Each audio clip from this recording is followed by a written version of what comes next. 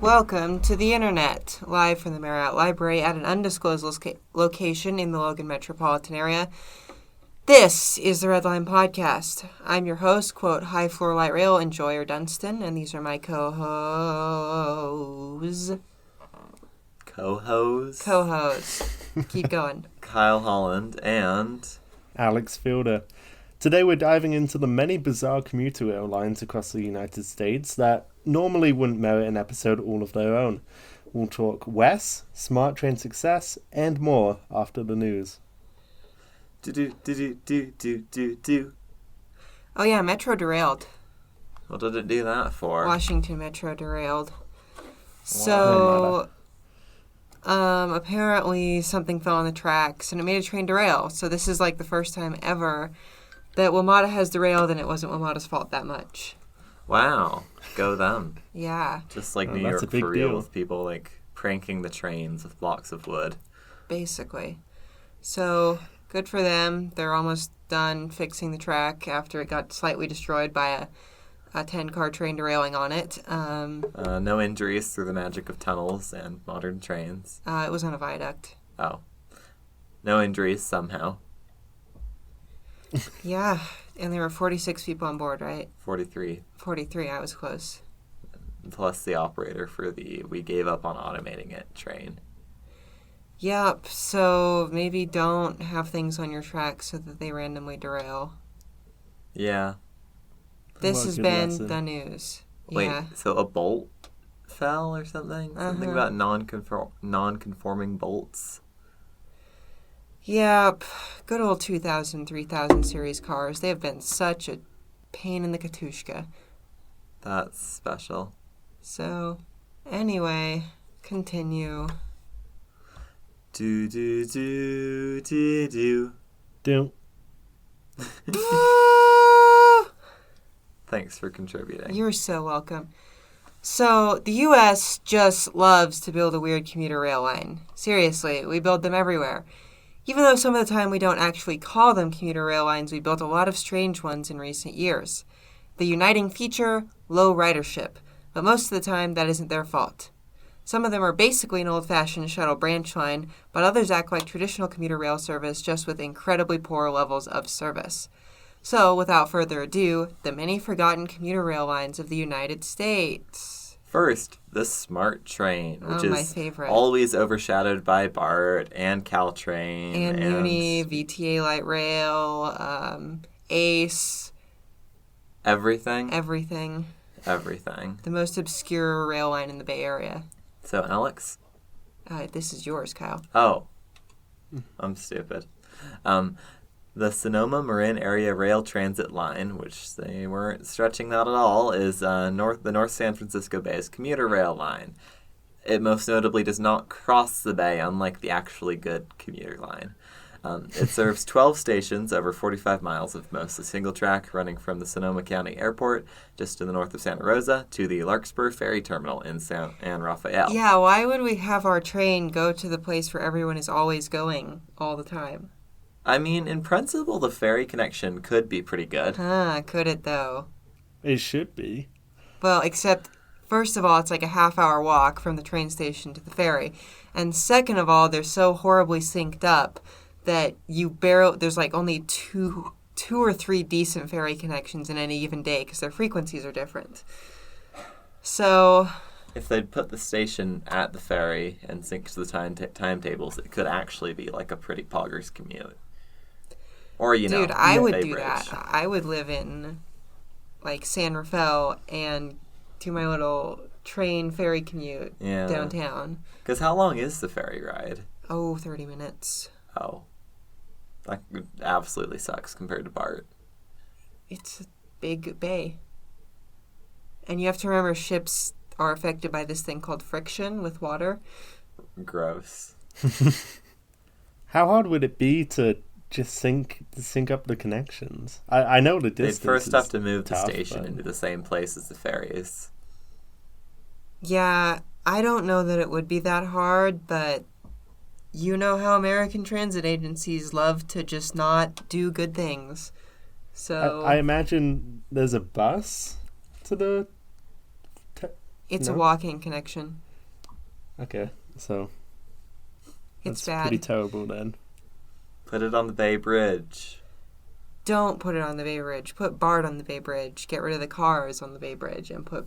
Or wait, you mean the Golden Gate Bridge. The Bay Bridge is the other one. Put it on the Golden Gate Bridge. So... And re-gauge all the track to fit BART. This is an annexation. There's too many grade crossings throwing BART on this, Kyle.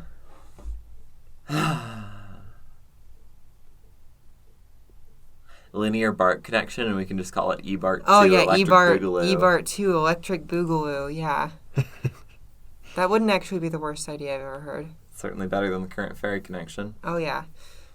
And if we were finding the money in the CHSR budget to do a second Trans-Bay crossing, maybe we could get one on the other side. Does the geography suit that? The Golden Gate is very deep. Yeah, I guess it would have to go on the bridge. So, continue. All right. There are interesting things. Unlike all the other DMU lines on this list, SMART uses Japanese trains. 18 Nippon Sharu diesel multiple unit sets grace the tracks. Yeah, they look funny.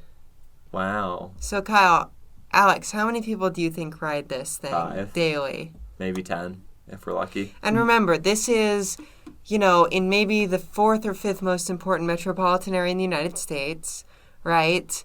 In a county area with 300,000 people in it. How many people do you think ride this every day? It should, in theory, 20. be a lot, but because of airports are not even ferry, maybe 22. I'm a bit more optimistic. All right, I'll be optimistic too. 23 a day. I mean, you guys are a little high. It's actually 2,100. Oh. So, Okay, factor of 100 off. We tried. yeah. But 2,100 riders a day on a 45-mile commuter system, you get that many on a 5-mile bus in some places. You're referring to the 2, aren't you? Yep. And that's not even in the 4th or 5th most important metro area in the U.S. No, it's in the 68th. So close. Yeah, all right. All right, so pros. Frequency is pretty decent, mostly hourly-ish with half-ish hour service during rush hours. That's respectable, and if the connection didn't suck, it would be a pretty usable commuter line. It's got good bus connections, not a good ferry connection. It's pretty fast, and it goes right through the middle of most of the towns it serves, providing great downtown access, which is awesome in general and certainly helps make up for its other failings because you don't have to take an extra transfer to get downtown. This is true. Also, grade crossings. Cons, it's not actually clock face.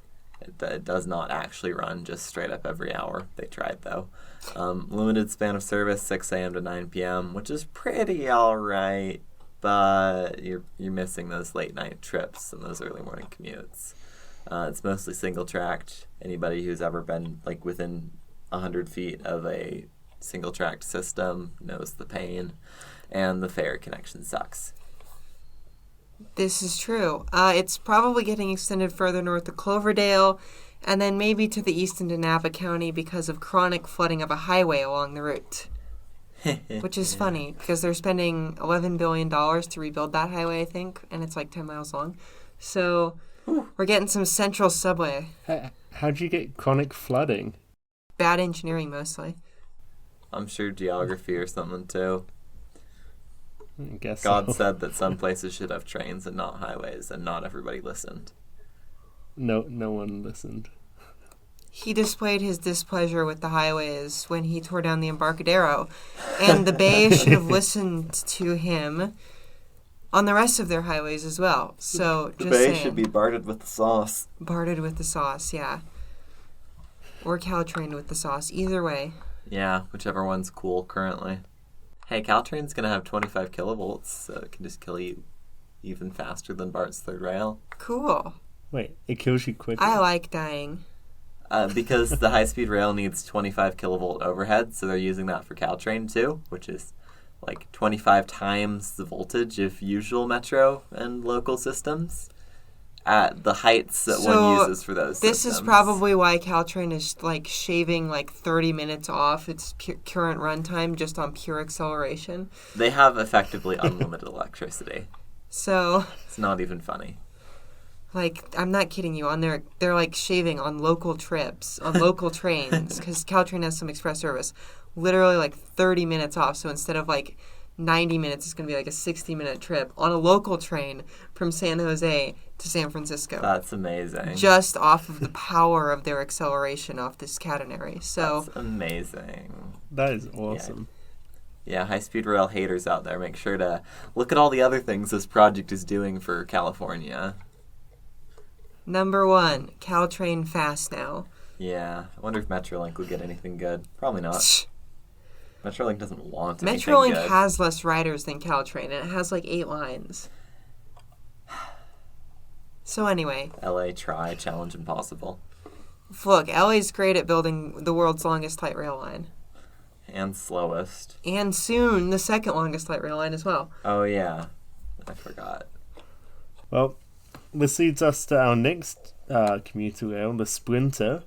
It's a weird little diesel light rail line gremlin with 15 stations on 22 miles of track in North San Diego County. Cool, cool. We talked about San Diego's light rail, so it's a good follow-up. Yeah, it's better than this. Low bar. Very low bar. It uses 12 Siemens Desiro? Is that Desiro? Probably. Desiro DMUs to run 30-minute clock face service. Hey, real clock face. Yeah, they're really obsessed with calling this type of train a hybrid rail for some reason, because you get it? It's a hybrid between light rail and commuter rail. Ha, ha, ha, ha, ha. In other words, it sucks at both. Correct. Great. Well, that's really clever. So clever. How many riders do we guess? More than the last. More than the last one. I guess 4,200. You're funny. You're so funny. I'm not guessing. It's 3,500. It says so right Oh, there. well, you're cheating. Yeah. Oh, You like, looked Kyle at the is so screen. right. wow. Ding, ding. You get hit over the head with a rubber chicken. Okay. Da-da-da. Da-da-da-da-da. All right, continue. I don't get it, but It was the Family Feud music. oh yeah. Well, that's why I don't get it. But anyway, the pros, decent surveys on a good headway, it's clock face and end of lines at Oceanside Transit Center, which has an incredible regional connection to Metrolink, the Coaster, and all of Amtrak. Based. This is true. I mean, maybe they should have just extended Metrolink onto this line. But Metrolink, more like Craptrolink. imagine if Metrolink was electrified and ran service. Got him. I know, I'm funny.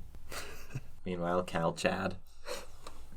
The cons to this, service could be better because it's not especially long and it's not incredibly fast either.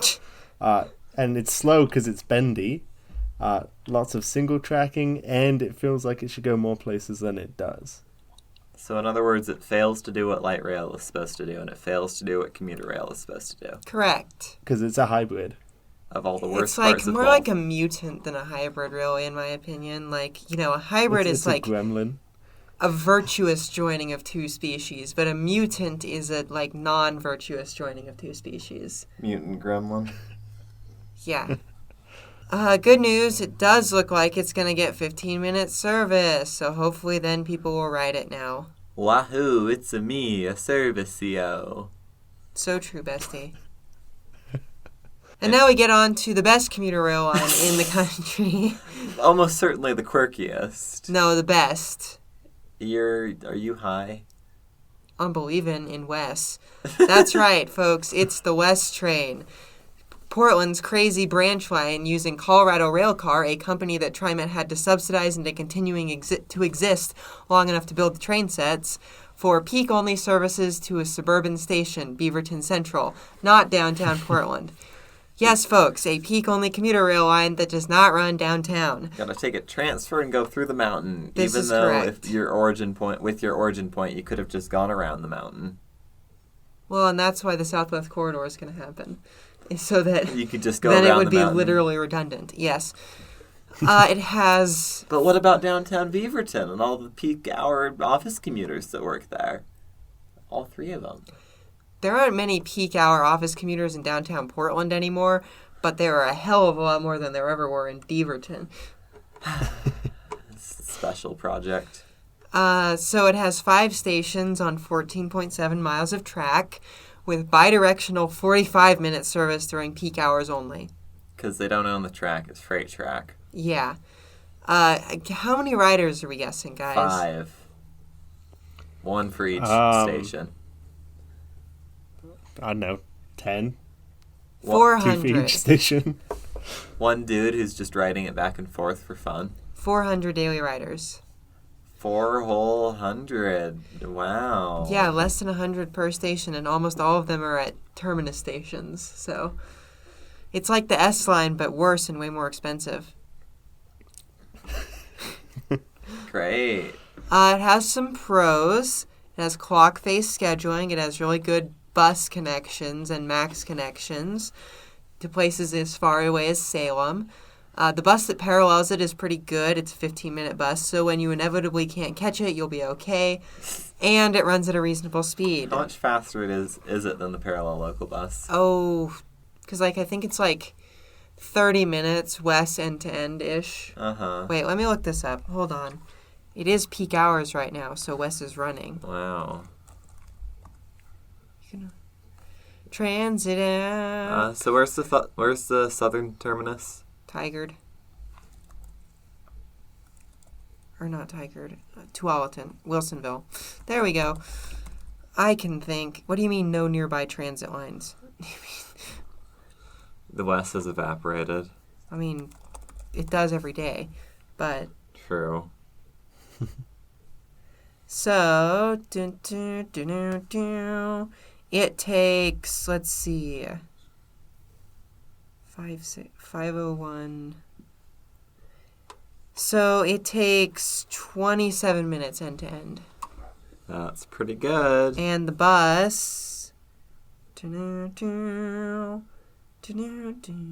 looking at traffic data, and an express point-to-point bus would not be able to compete, let alone managing in between stops. So, not Yeah, it directly looks like the replaceable. bus takes about an hour, so Okay, so it's that's pretty good. about twice as fast, yeah. That's pretty good. Never mind. Complaint retracted. Does the bus also run, does it also just run during the commuter hours? Or is that... No, the days bus there? runs all day. Okay. All day long, all day.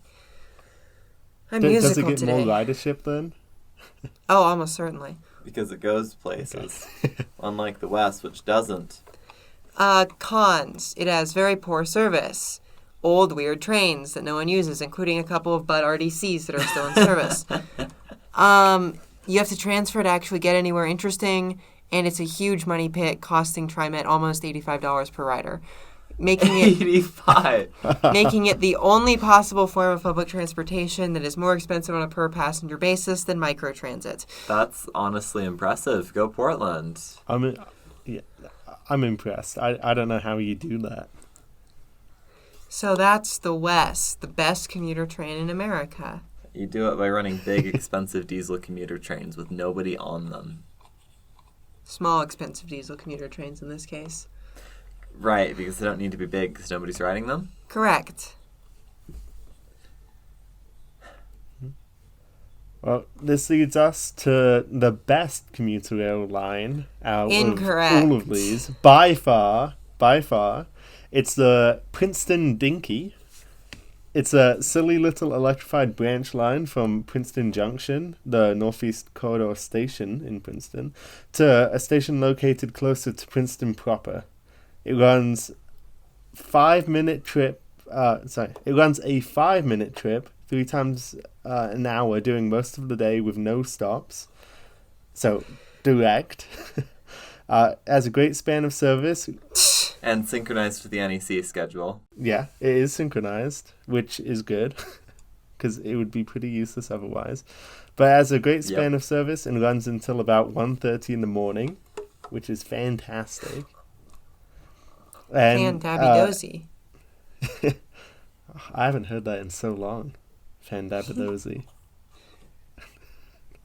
Well, and NJT keeps trying to change it into light rail or busway or something. So we'll see if it ever happens. But I say long live the Dinky.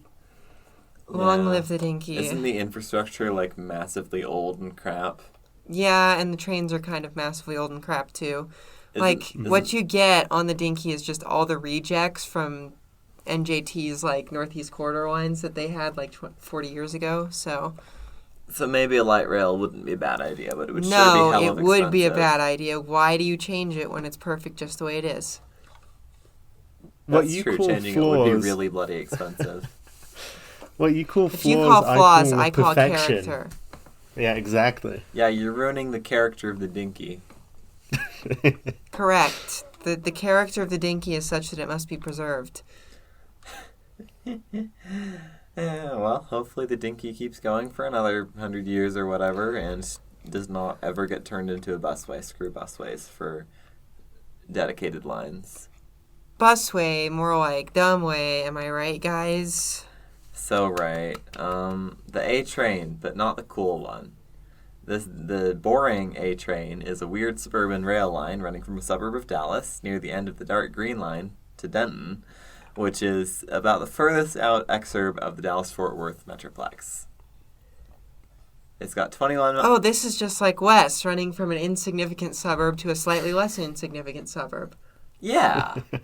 Just like West for real. It's got 21 miles of track serving 6 stations to West's 5. Got 'em. Take that. With Stadler, wow, GTW DMU trains. And it has a top speed of 79. Take that, West. Nice. Which probably is the same top speed. No, West Coast 55. What? They don't own the track. You gotta remember these things. Right, so the track is disintegrating. So this one goes pretty speedy. Any guesses on daily ridership? 69. Getting warmer. 420. Oh, even warmer. It's actually very warm. 500. Take that, Wes. An extra station earned them an extra 100 riders a day. Nice. 30-minute headways on clock face. None of that peak-only nonsense.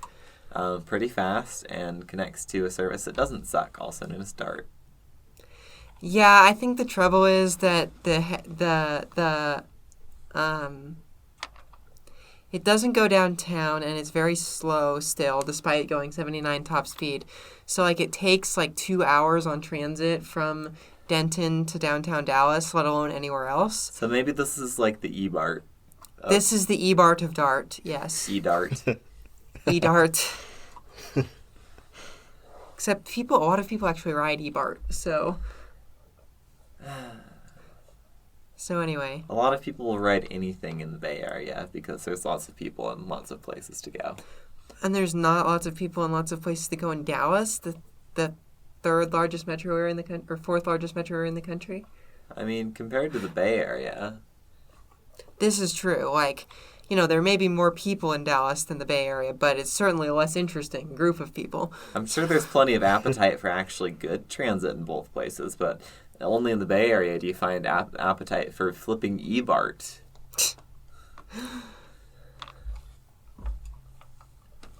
So yeah, instead of going downtown, it stops in the middle of nowhere because, you know, why would we just extend the light rail line? It's not going to connect to the new orbital silver line because why would we make the service not suck?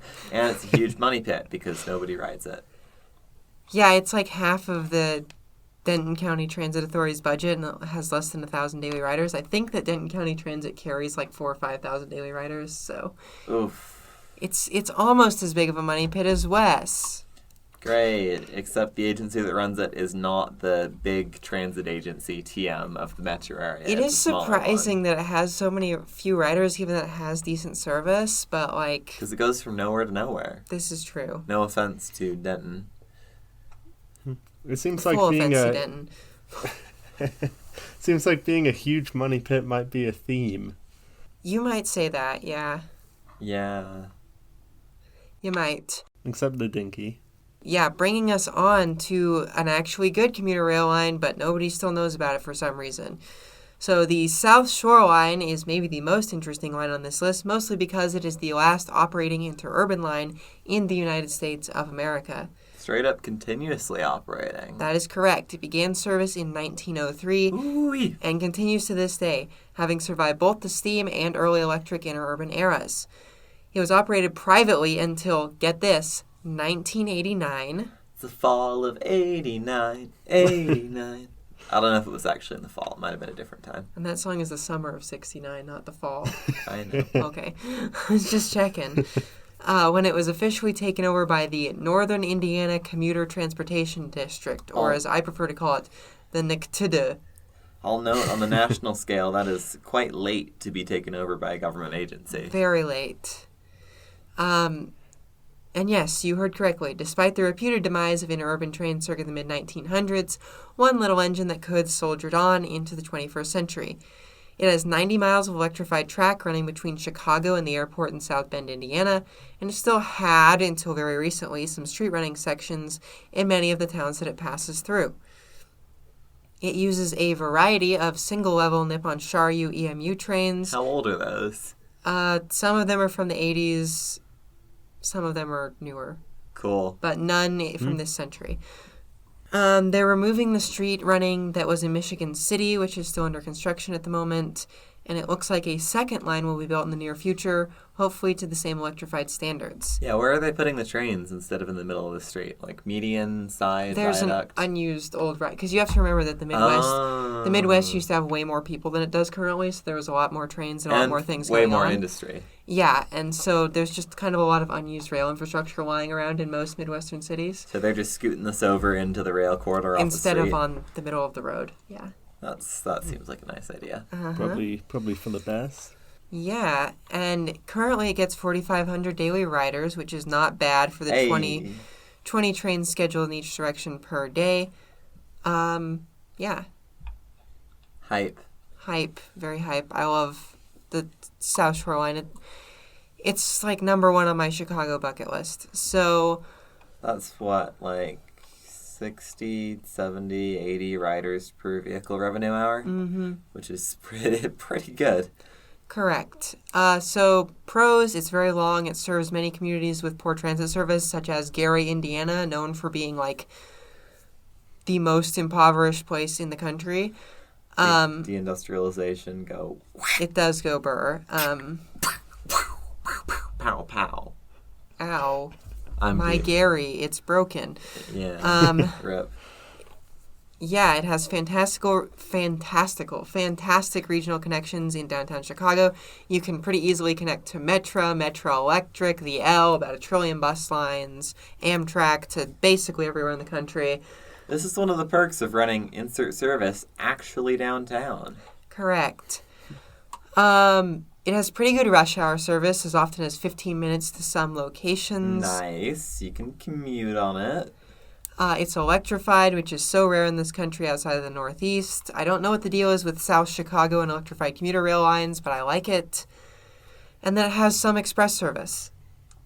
That's honestly impressive on infrastructure this old. Yeah. Cons, it's quite slow. Oh, go ahead, Alex. I was just going to say the fact it's electrified is insane. I wish Frontrunner was electrified every day. Yeah. You know how many times they're planning on buying a new fleet in the long-range Frontrunner plan? A lot of times. Because why would we buy an electric fleet when we do a service expansion when we could buy more regular trains and then later replace them with electric trains? Good plan. Cons, it is quite slow, almost 3 hours from end to end, which is about 30 miles an hour. That will be getting significantly better with the new thingy. With the new infrastructure that doesn't suck. Yeah, I think it's going to be like closer to front runner speeds soon. 40 that's miles an pretty good. hour. Whoa. Yeah, instead of 30. That's an improvement. Hopefully they can get even more. Uh-huh. It has poor frequency outside of rush hour and very limited trips on some sections. Like the South Bend to Chicago line, which is like the full line, has like 5 trains a day. Oh, that sucks. Yeah. I guess they're just putting the service where people want to ride it, because who is taking this 3-hour trip on a daily basis? But once it's 2 hours, And maybe one day once it's 1 hour. inshallah. No, that's physically unrealistic. No, it's not. 90 mile an hour average running speed on the local line. It has express service already. It could have Oh, more. yeah, I guess with express service, sure. So, but many of these issues look like the NICTD is trying to work on them. For example, the reroute off of Michigan City streets is expected to speed it up closer to front runner speeds. And also, very important, they're going to double the number of trains every day. And build new line. So, Dang. pretty good, right? Can't we get this like anywhere else in the country? No. Oh. So, I have some notable omissions. We have the Dart Silver Line, because that, I don't care. The NJT River Line, because that's a diesel-powered light rail line. And the Austin Metro Rail, because we already talked about it. Woohoo. Indeed. All right. The big question, which I'm posing for once. Are these lines that we just talked about any What good? is hybrid rail? Why is hybrid rail? How is hybrid rail? Low budget, mostly. So are these trains we just talked about any good? Mostly no, but it would take shockingly little work to make most of them better. For example, running them between origins and destinations. Interesting. Along additional Turning the track. West into a red line extension. Whoa.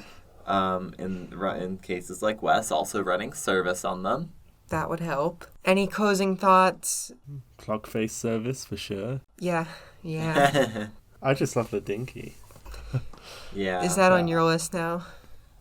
Yeah, definitely. Your Fomer list? Yeah. I am interested in what they want the future of the Dinky to be, because, like, obviously you could tear the whole thing up and rebuild it as modern light rail line. That would be obscenely expensive. But and does piss a that few change people anything? off. Exactly. So what, could we just, like, get custom built new cars that don't need, like, a blacksmith to make parts for them, and then run them on the same old infrastructure with the same piss signal system? Probably. Would that be practical? Like, what's the Probably. most cost-effective way to maintain this already good service? Or we keep blacksmiths in business. Right. Okay. Sure. They don't have better things to do. So, in conclusion, train good, make more, but maybe not make bad. Yeah, make good, train good. Bird Correct. soon. South Shoreline based, we need 1 billion more of them. Yeah. I mean, if you think about it, the South Shore line is not that different than a new build comically long light rail line. Except it's faster. It's much faster. So maybe if we made new build It comically long averages like DC Metro speeds. So maybe if we made new build comically long light rail lines that used real trains and did not have street running sections and stoplights where they don't need them, then we could have the interurban of new. Anything else we're missing? Except the South Shore line can go 80. And there is Like I not a said- light rail line in this country that can manage 80. Like I said, if they used real trains Oh, I see. as opposed Then to you're not making fake a light rail trains. line, you're making an interurban line or a regional rail line. No, we're calling it light rail to make it palatable to insert Oh, I planet. see. Although, light rail is the crime train. So, Insert current service. crime as a train. yeah, there's a whole bunch of people freaking out in Vancouver, the Couve in Washington at the moment, because the yellow line is probably going to get extended when they rebuild the interstate bridge. And they're like, it's going to bring Portland's crime and disorder to us. And I'm like, that's not how that works. That's literally not how that Oh, works. no, some of the homelessness that we helped cause might actually come to our city. Except the it won't- horror. Except it won't actually, because your police will immediately move Yeah, it back drive up them to the back big to city. Portland, yeah. Not even take them on the train, drive them. What do you mean? Having to deal with the consequences of our own actions? But anyway, that's not what would happen anyway, because that's not how that works. Maybe But- one of these days, these people will realize that all the work they've put into making their area completely inhospitable to people of different socioeconomic classes has actually paid off. And even if there's cheap and convenient and accessible transportation, their area is still completely inhospitable to people of different socioeconomic classes. Cool. So they've achieved what they want. Like Draper, you don't see a lot of, homeless people milling around the track station in Draper. You don't. In the middle of a snowstorm, there might be some people just hanging out on the train, but you go 10 feet away from the train station, it's back to normal, Pores. economic segregation. Pores. Oh no. What is it? I really hope that they don't build, you know how Tilcombe Crossing is for some godless reason 25 miles an hour? Why? Isn't Reasons. it a new build bridge? Yeah. Can't they make it as fast as they want? I'm hoping to gosh that for once in its life, Portland realizes that speed is important when they build the damn bridge, so that they don't just be like, oh, well, it can go 25 all the way out of downtown, which takes half the runtime of the Orange Line just to get from PSU to the other side of the river because, let's make this giant viaduct that we built only 25 miles an hour. Let's make this giant $500 million bridge that we built 25 miles an hour because we couldn't possibly have anything resembling speed on our supposedly fast regional line. No. This seems to be a common theme in light rail is that speed is not important. The train gets there eventually. I'm sure all our captive riders will ride it. So anyway, the moral of the story, crime does not come on a train. Hybrid rail is fine, I guess. And build your bridge fast, TriMet, or I will throw you into the sun. Oh, speaking of speed, did they slow down the speed restriction on the curve coming down 4th and 5th South in the Red Line? Yeah. I figured. It probably should have always been like that. But I think this way the track isn't going to crap itself near as fast. So. At least there's a physical geometric reason for this speed restriction, which is it's God's biggest curve and hill all in one. We should have just done a tunnel portal there and done a subway under the university, but that's been great. neither here nor there. So, please remember to like, comment, and subscribe if you're listening on YouTube, or to leave us a follow and rating if you're on iTunes or Spotify. If you like what we do here, you can become a member on Patreon. Patrons get early access to all of our episodes, as well as exclusive content and occasional merch drops. Woohoo! Hey, I got all the materials for buttons, so I just got to make sure they actually fit. We need to make some Why do we have designs. 6 notifications? So, at Super Duper Hyper South Shoreline Electrified Frontrunner tier, we have Zach Adams at $69.69 a month. At all of those adjectives minus 1, we have generic GT at $35 per month. At regular Frontrunner tier, we have Curtis Herring, Devin Zander, McKay Ransom, Mike Christensen, and Phobos 2390. Thank you all. Oh, thank you. And our $5 a month tier, the Red Line tier, or I'm going to call it the Dinky tier, Brian Smith, Christopher Whaley, DJ Hi, Will. Watkins, Elijah Kensler, Jacob Whitecotton, Jesse Mayo, Reluctant LA Resident, Robert P. Walsh. Yeah, that's it. And at the Blue Line, quote, actually fast light rail, unquote. Not tier. true.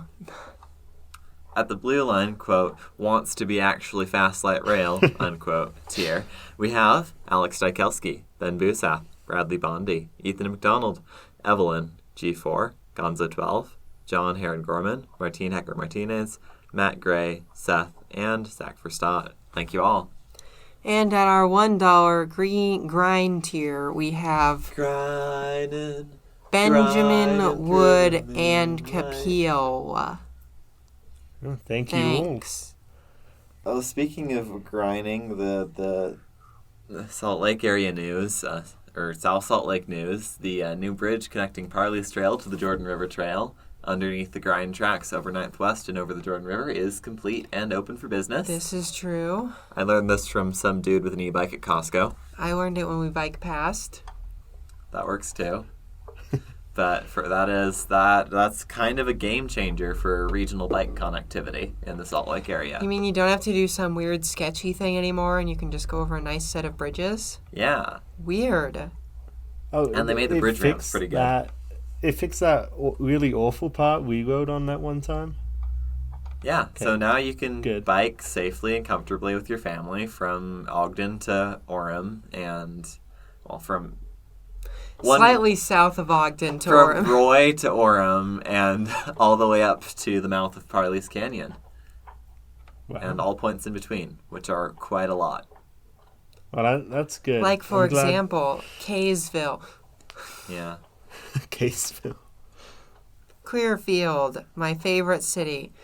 Yeah, it'll be nice for east-west commutes and recreational trips as well. This is true. And, going to Winco, that sort of thing. Are you going to start taking JRT to Winco? No, but people who live west of Winco can now just trail to Winco. No, because I was going to say that's psychotic. That's silly route for where we live, yeah.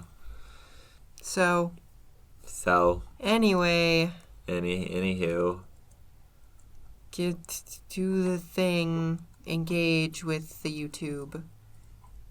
yeah, leave angry comments below. It boosts engagement. Yeah. Angrier, the more engagement. This is true. So, bye, everybody. Bye, everybody. That's a reference to The Simpsons. Okay, thanks. Bye.